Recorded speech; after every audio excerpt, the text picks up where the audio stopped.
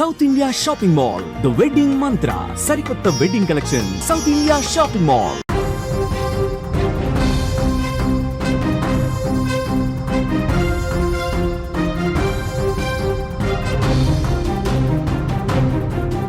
Breaking news చూస్తున్నాం. మణిపూర్లో మరోసారి హింస చెలరేగినట్లుగా తెలుస్తోంది.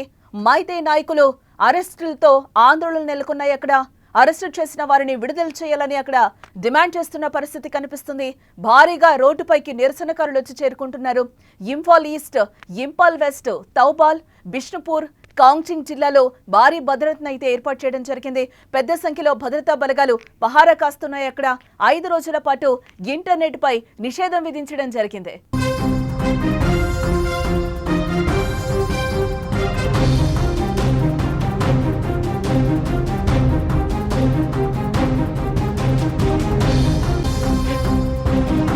మణిపూర్ మరోసారి అట్టుడుకుతోందని చెప్పుకోవాలి. హింస మళ్లీ చెలరెక్కింది. నిరసనలు హోరెత్తుతున్నాయి. 2023 మణిపూర్ అల్లర్లలో కీలక వర్గమైన మైతే నాయకుడు కనాన్ సింగ్ ను ఇంపాల్ను అరెస్టు చేయడంతో మళ్లీ మణిపూర్ భగ్గుమంది. అరెస్టు చేసిన తమ నాయకులను విడుదల చేయాలని ఆందోళనకారులు భారీగా రోడ్డుపైకొచ్చారు. శనివారం రాత్రి నుంచి నిరసనకారులు రోడ్డెక్కడం జరిగింది. మొదట శాంతియుతంగా సాగిన నిరసనలు ఒక్కసారిగా హింసాత్మకంగా మారాయి. బస్సులు, వాహనాలకు నిప్పు పెట్టి ఆస్తులను ధ్వంసం చేశారు. టైర్లు తగలబెట్టి రోడ్లను దిగ్బంధించారు. ఇంపాల్ విమానాశ్రయానికి చేరుకుని తులిహాల్ గేటు వద్ద గుమిగూడారు. విమానాశ్రయ రోడ్డును దిగ్బంధించారు.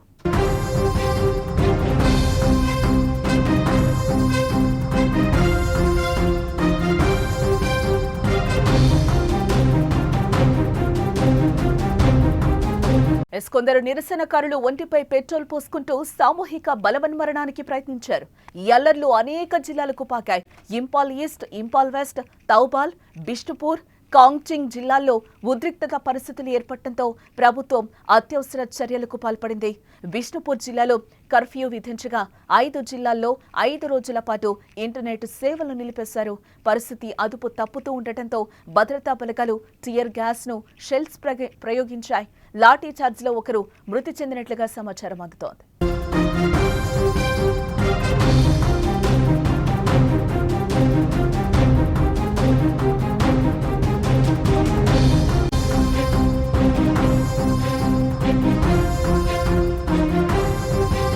ఎస్ 2023 నుంచి మణిపూర్లోని కుకీ, మైతేయ వర్గాల మధ్య జాతి హింస చెలరేగుతోంది.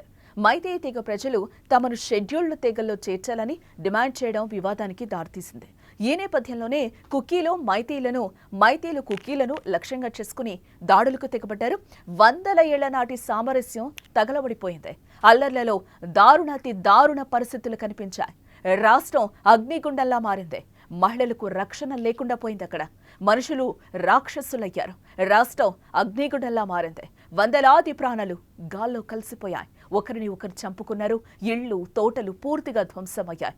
గ్రామాలు, పల్లెలు నాశనమైపోయాయి. మానవత్వం మచ్చుకైనా కనిపించకుండా పోయింది.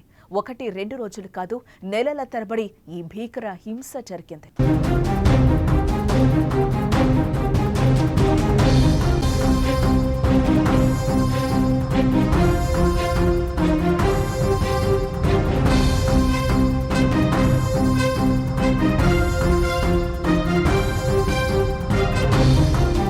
ఇప్పుడిప్పుడే అంత బాగుంది అన్న సమయంలో మళ్లీ హింస చెలరేగడం అక్కడ ఆందోళన కలిగిస్తున్న విషయంగా మనం చూడొచ్చు. ఇప్పటికే మణిపూర్లో రాష్ట్రపతి పాలన విధించారు.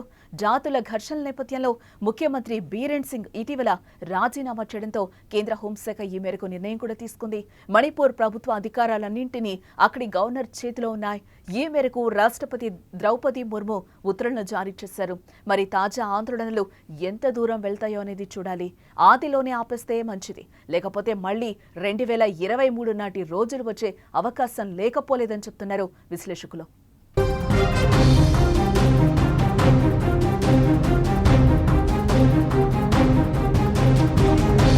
అసలు మణిపూర్ అల్లర్లకి కారణాలేంటో ఒకసారి చూద్దాం. మణిపూర్లో సంక్షోభం తలెత్తడానికి అనేక తక్షణ దీర్ఘకాలిక కారణాలు కూడా ఉన్నాయి. సుమారు 35 గిరిజన తెగలున్నప్పటికీ ప్రధాన తెగలు 3 అక్కడ. వీరు మైటీ, నాగా, కుకీ తెగలు. మొత్తం జనాభాలో 53% ఉన్న మైటీలు అధిక సంఖ్యకులే గాక రాష్ట్రంలో మధ్యలో గల ఇంపాల్ లోయలో నివసిస్తూ ఉన్నారు. వీరు రాష్ట్రంలో ప్రభావవంతమైన వర్గంగా కూడా ఉంటారు వీరు. అయితే నాగా, కుకీ ఇతర తెగలన్నీ కలిపి 47% ఉన్న వీరు ఇంపాల్ లోయ చుట్టూ గల కొండ ప్రాంతాల్లో నివసిస్తూ ఉంటారు. ప్రస్తుతం ఎస్సీ, ఓబీసీ హోదాతో ఉన్న మైటీలు నాగా, కుకీలాగా ఎస్టీ హోదా కావాలని 2012 నుంచి డిమాండ్ చేస్తున్నారు. తాజాగా మణిపూర్ హైకోర్టు ఈ డిమాండ్ను పరిశీలించి 4 వారాల్లోగా అభిప్రాయం తెలపాలని కూడా రాష్ట్ర ప్రభుత్వాన్ని అప్పట్లో ఆదేశించడం జరిగింది. దీనిపై ప్రభుత్వం ఇంకా ఇప్పటివరకు కూడా స్పందించిన పరిస్థితి కనిపిస్తుంది. ఒకవేళ రాష్ట్ర ప్రభుత్వం సానుకూలంగా స్పందిస్తే తమకు నష్టం జరుగుతుందని నాగా, కుకీ తెగల వారు మైటీలతో ఘర్షణ పడడం వల్ల హింస కూడా మొదలైందని చెప్పుకోవచ్చు. ఇదిగాక 53% ఉన్న మైటీ ప్రజల చేతుల్లో 10% భూమి మాత్రమే ఉండగా 47% ఉన్న నాగా, కుకీల చేతుల్లో 90% భూమి ఉంది. ఇంపాల్ లోయలో తరుగుతున్న వనరులు, పెరిగిన జనాభా, నిరుద్యోగం, లోయలోకి వలసలు పెరగడం తదితర కారణాల వల్ల మైతేయులు కొండ ప్రాంతాలకు విస్తరించాలని అనుకుంటున్నారు. కానీ ప్రస్తుత చట్టాల ప్రకారం ఎస్టీ హోదా గల వారే కొండ ప్రాంతాల్లో భూములు కొనుగోలు చేయాలి. అందువల్ల తమకు కూడా షెడ్యూల్డ్ తెగ హోదా కల్పించాలని ఇటు మైతీలు ఉద్యమిస్తున్న పరిస్థితి కనిపిస్తోంది. అయితే దీన్ని నాగా, కుకీలు మాత్రం తీవ్రంగా వ్యతిరేకిస్తున్నారు. ఈ నేపథ్యంలోనే అక్కడ అల్లర్లన్నీ కూడా చెలరేగుతున్న పరిస్థితి.